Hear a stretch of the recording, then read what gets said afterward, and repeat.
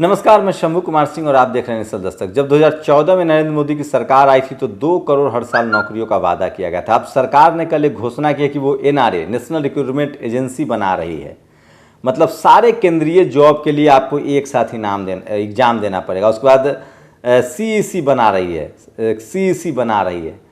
तो मतलब आपने एग्ज़ाम दे दिया और वैकेंसी के हिसाब से आपको नौकरियां मिलती रहेंगी। लेकिन सवाल है कि और इसको खूब प्रचार प्रसार किया जा रहा है। प्रधानमंत्री ने इसको लेकर ट्वीट किया, जावड़ेकर ने इसको लेकर देश को बताया, मीडिया पर खूब चर्चा हो रही है। लेकिन मैं कुछ आपसे सवाल बताना चाहता हूँ, अगर आप समझना चाहें तो।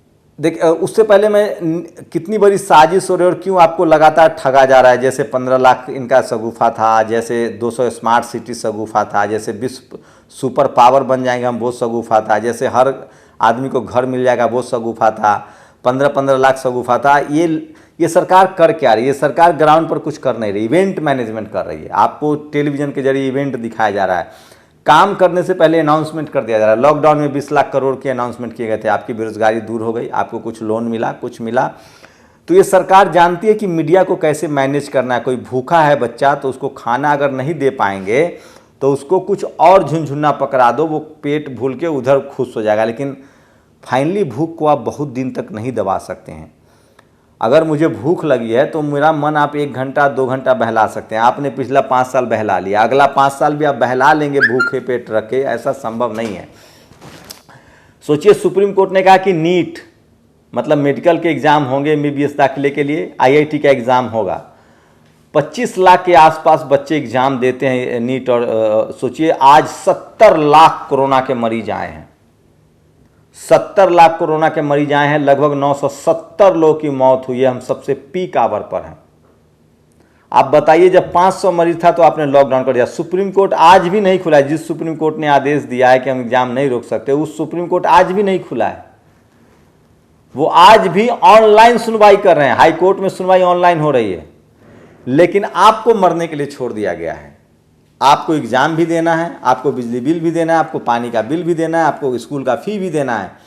आप सोचिए इस देश में कैसे फैसले लिए जा रहे हैं। आपको आपके किस्मत पर छोड़ दिया गया है।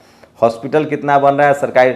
अब बेरोजगारी चूंकि मुंह बा के खड़ी है, तमाम लोग की नौकरियां जा रही है। मेट्रो जैसे दिल्ली में मेट्रो जैसे कर्मचारियों को आधा तनख्वाह मिलेगी, तो ये कह रहे हैं एनआरए नेशनल रिक्रूटमेंट टेस्ट होगा। अच्छा, एक बात बताइए, जब नौकरी रहेगी तभी टेस्ट होगा ना।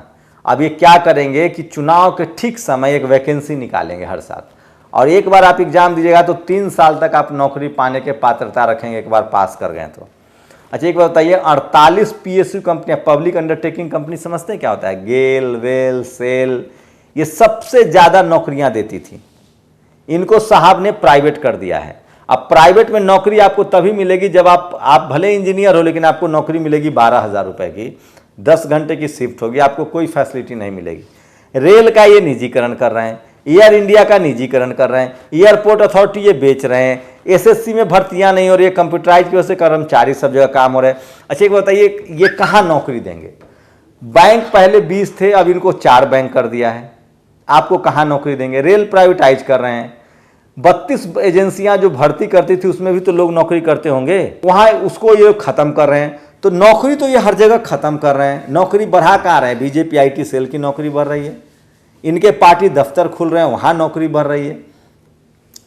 आईटीआई करेंगे, ये खोलेंगे तो नौकरी आपको देंगे कहाँ? जब अंडरटेकिंग कंपनियां बिक रही है, जब रेल बिक रहा है, जब पीएसयू कंपनियां बिक रही हैं, जब एयरपोर्ट अथॉरिटी बिक रही है, तो तमाम जो एलआईसी बिक रही है, बीमा कंपनियां बिक रही है, तो आपको ये नौकरी देंगे कहाँ? तो थोड़े बहुत क्लर्क बच जाएंगे जहाँ ये आपको नौकरी देंगे। थोड़ा बहुत अब यहाँ तक कि आईएएस की नौकरी में लैटरल एंट्री हो रही है। आईएएस की नौकरी भी नहीं रहेगी तो ग्रुप सब। अच्छा, बाकी नौकरियों को ये प्राइवेटाइज कर रहे हैं, एडहॉक बेसिस पे कर रहे हैं, ठेकेदारी प्रथा पे ला रहे हैं। तो ये सिर्फ युवाओं को शगुफा दिखाया जा रहा है। और आप सोचिए कि आपके साथ क्या होने वाला है। और अगर आप फिर भी नहीं समझ सकते हैं तो ये मेरा कहना नहीं। रवीश ने एक पोस्ट लिखा है, मैं सोचता हूँ पढ़ के सुना दूँ। नेशनल रिक्रूटमेंट एजेंसी बड़ा ऐलान नहीं, पुरानी भर्तियों को पूरा करने का ऐलान बड़ा होता। आज ऐलान हुआ है कि नेशनल रिक्रूटमेंट एजेंसी बनेगी जो केंद्र सरकार की भर्तियों की आरंभिक परीक्षा लेगी। इस आरंभिक परीक्षा से छंटकर जो छात्र चुने जाएंगे उन्हें फिर अलग अलग विभागों की जरूरत के हिसाब से परीक्षा देनी होगी। इसके लिए जिलों में परीक्षा केंद्र बनाए जाएंगे। कई जिलों में परीक्षा केंद्र बने हुए हैं। इस नई नेशनल रिक्रूटमेंट एजेंसी ही अब staff selection commission, SSC, railway recruitment board RRB और बैंकिंग सेवा की परीक्षा लेने वाली संस्था आईबीपीएस की परीक्षाएं शामिल होंगी। ये तीनों प्राइवेट किया जा रहा है, नौकरियां ही नहीं है, कंपनियों को ठेका पर दिया जा रहा है। इस वक्त 20 अलग अलग एजेंसियां परीक्षा कराती है। अभी बताया गया है कि सीट कॉमन एलिजिबिलिटी टेस्ट का स्कोर 3 साल तक मान होगा। उस स्कोर के आधार पर आप रेलवे, वित्त विभाग या बैंक की परीक्षा दे सकेंगे। जब छात्र रेलवे की भर्ती, स्टाफ सिलेक्शन कमीशन की भर्तियों और बैंकिंग सेवा की भर्तियों को लेकर आंदोलन करते हैं, ट्विटर पर ट्रेंड कराते हैं कि रिजल्ट कब आएगा, जिनका रिजल्ट आ गया उनकी ज्वाइनिंग कब होगी, तब सरकार के मंत्री चुप हो जाते हैं। लेकिन आज जब नेशनल रिक्रूटमेंट एजेंसी का ऐलान हुआ तो प्रधानमंत्री से लेकर सारे मंत्री इस एक बड़े फैसले के रूप में पेश करने लगे। पुरानी की जगह नई एजेंसी की जरूरत सरकार कभी भी कर सकती है, लेकिन इसका ख्याल आने में उस सरकार को 6 साल लग गए जिस सरकार को हर साल 2 करोड़ नौकरियां देने का वादा दिलाया जाता है। चूंकि हम नौकरी नहीं दे रहे हैं ना, तो अब मान लो गरीबी है, भुखमरी है, लाचारी है, बेबसी है, तो कुछ पैसा खर्चा करके और क्रिकेट का आयोजन कर दीजिए, लोग खुश। फुटबॉल का आयोजन कर दीजिए, लोग खुश। तो ये वही कर रहे हैं लगातार।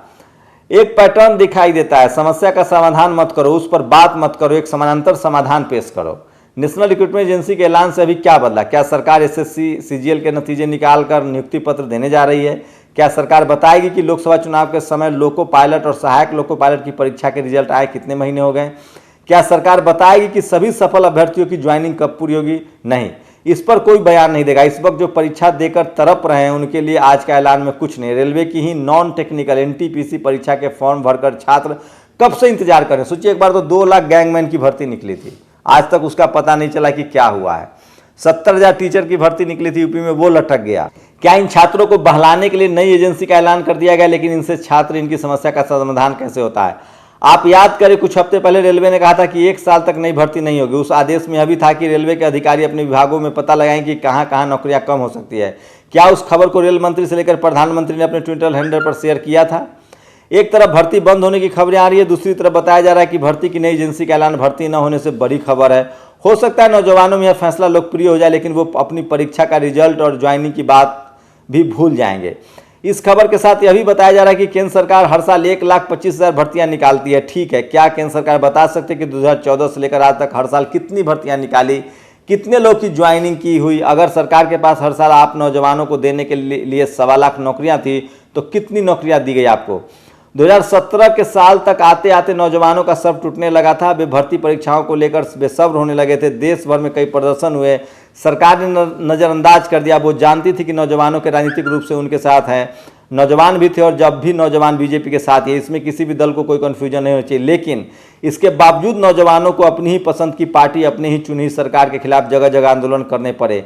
यहाँ तक कि अपमानित होना पड़ा। जिसे रवीश कुमार को गाली देते थे वो भी अब भी देते हैं, उसी को लिखना पड़ा कि हमें हमारी नौकरी की बात उठा दीजिए। इसके बाद भी कुछ नहीं हुआ तो इन नौजवानों से किस बात का बदला लिया जा रहा है? मुझे गाली देते हैं, माँ बहन की गाली, लेकिन मैं तो इनसे बदला लेने की बात नहीं करता। मैं तो इनकी नौकरी की बात लिखता हूँ, दिखाता हूँ।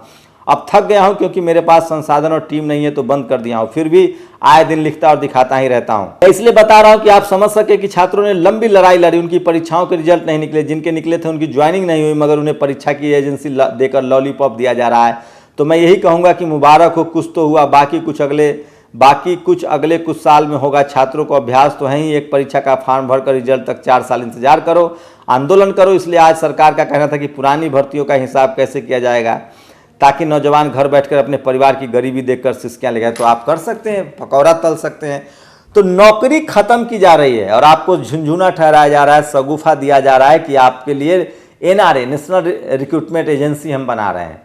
तो ये सरकार सिर्फ इवेंट मैनेजमेंट करती है। नौकरी कहाँ से देगी? जब प्राइवेटाइजेशन हो रहा है, जब कंपनियां बेची जा रही है, जब नौकरियां खत्म की जा रही है, भर्ती नहीं करेंगे। आईएएस तो ये लेटरल एंट्री से बना रहे हैं। तो समझिए, इससे सबसे, ये मैं खबर इसलिए भी दिखा रहा हूं कि इसमें सबसे ज़्यादा नुकसान एससी, एसटी, ओबीसी और माइनॉरिटी का होगा, हम जैसे लोग का होगा जिनके पास न जमीन है न बिजनेस है, जिनको सहारा था कि मैट्रिक, इंटर, बीए पास करके एक नौकरी लग जाएगी और शायद ज़िंदगी ढर्रे पर आ जाएगी, बरसाती में ज़िंदगी कट जाएगी, एक कमरे में ज़िंदगी कट जाएगी।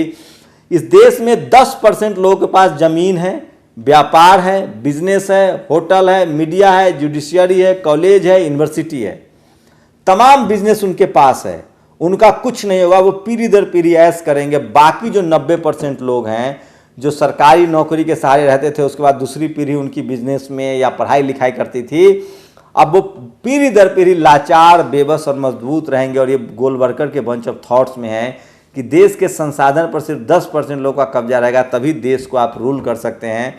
अगर आप संविधान के हिसाब से समानता, इक्वालिटी अमेरिका बना देंगे, फ्रांस, रूस, पेरिस बना देंगे भारत को, तो कुछ जाति विशेष, धर्म विशेष का वर्चस्व जो है जो टूट जाएगा। और इसीलिए जानबूझकर नौकरियां खत्म की जा रही है, प्राइवेटाइजेशन किया जा रहा है, संसाधन पर कब्जा किया जा रहा है। और नीट और आईआईटी के एग्जाम इसलिए देने के लिए कहा जा रहा है क्योंकि मुझे पता है कि वहाँ कौन से लोग हैं। खबर आ रही है कि दक्षिण भारत में एक बच्चे ने सुसाइड कर लिया क्योंकि उसकी तैयारी अच्छी नहीं थी, लॉकडाउन की वजह से ऑनलाइन एग्जामिनेशन हो रहे हैं, कोचिंग छूट गई।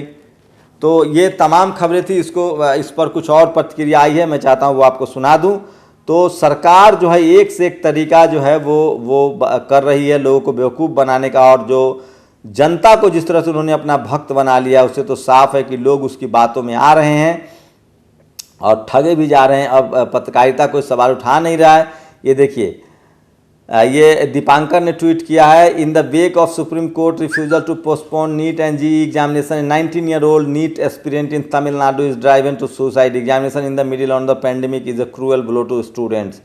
एक कर्नाटक में एक शख्स ने जिस तरह से सुसाइड कर लिया। बिहार, यूपी के अधिकतर बच्चों की यही मांग है, सभी राजनीतिक पार्टियों को इस मुद्दे को उठाना चाहिए। प्रधानमंत्री नरेंद्र मोदी जी इस पर विचार करें।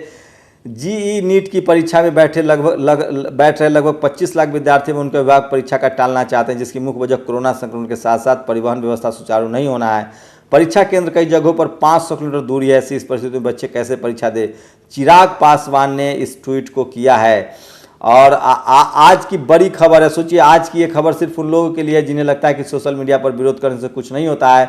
सरकार ने दलितों के लिए कमेटी बनाई है और सिर्फ सवर्णों को उसमें रखा है। सोशल मीडिया पर विरोध के बाद कमेटी भंग कर दी गई है। कमेटी बनाई गई थी और ये ट्वीट है। और कुछ और मैं आपको बता दूं कि इंदिरा गांधी ने 864 केंद्रीय विद्यालय बनवाए, राजीव गांधी ने 576 नवोदय विद्यालय बनवाए हर जिला में। यूपीए के 10 वर्ष के शासन में 27 केंद्रीय विश्वविद्यालय, 9 आईआईटी, 7 आईआईएम, 2 आईआईटी खोले। मोदी जी द्वारा बनवाए गए स्कूल, कॉलेज, विश्वविद्यालय की सूची उपलब्ध कराने की कृपा करें। क्या है इस सवाल का आपके पास जवाब? तो मुझे जरूर जवाब दीजिएगा। अगर नहीं है सवाल का जवाब तो आप खुश रहिएगा। पिता ने बेटे को बोर्ड परीक्षा दिलाने के लिए रात भर साइकिल चलाकर तय किया 105 किलोमीटर का सफर। यह है हमारा विश्व गुरु। और इसलिए मैं बार बार कहता हूं कि सरकार आपको, ये देखिए बिहार में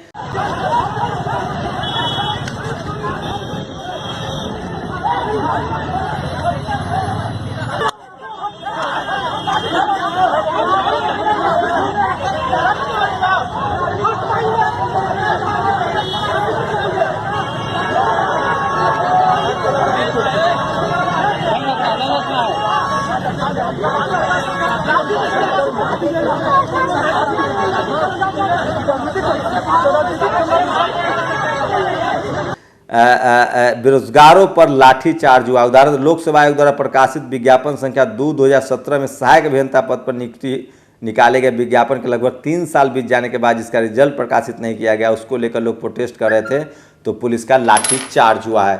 तो सरकार अखबार और टेलीविजन के जरिए लगातार आपको सिर्फ शगुफा दे रही है, ग्राउंड पे कुछ नहीं हो रहा है। पिछले 6 साल में कॉलेज, यूनिवर्सिटी, सरकारी नौकरियों की स्थिति बिगड़ी है। और प्राइवेट कंपनियों की क्या हालत है वो कोरोना ने साबित कर दिया है। प्राइवेट अस्पताल, प्राइवेट पुलिस, प्राइवेट सफाई कर्मचारी कोरोना में आपकी मदद कर रहे थे। जो निजी अस्पताल हैं, जो निजी स्कूल कॉलेज हैं, वो आपको लूट रहे हैं। तो देश को कहाँ ले जाया जा रहा है आप बेहतर जानते हैं। मुझे गाली दे के कुछ नहीं होगा। मैं एक पत्रकार के तौर पे मेरी नैतिक जिम्मेदारी है, सरकार किसी की हो, जो सही है उसको सही कहना, गलत है उसको गलत कहना। आप अगर पार्टी विशेष के समर्थक बने हुए तो यकीन मानिए जब हालात SC, ST, OBC और माइनॉरिटी के खराब होंगे तो आपके भी खराब होंगे। और 90% लोगों को गरीब रख के 10% लोग अगर मज़ा मार रहे हैं तो वो देश कभी विश्व गुरु और सुपर पावर नहीं बनेगा। वो आप अपने गिरबान में झांकिए और किसी भी पार्टी के अगर आप भक्त हैं तो आप उससे निकलिए और सवाल से पूछना शुरू कीजिए। आप लोग की क्या प्रतिक्रिया, अपनी प्रतिक्रिया जरूर दीजिए। शुक्रिया। नेशनल दस्तक की आपसे गुजारिश है कि अगर इसको बचाना चाहते हैं तो नेशनल दस्तक को सब्सक्राइब करने के लिए रेड कलर के सब्सक्राइब बटन को दबाएं, फिर बेल आइकन की घंटी दबाएं, नेशनल दस्तक को बचाने के लिए बहुत जरूरी है कि हर खबर को शेयर करें, लाइक करें, कमेंट जरूर करें।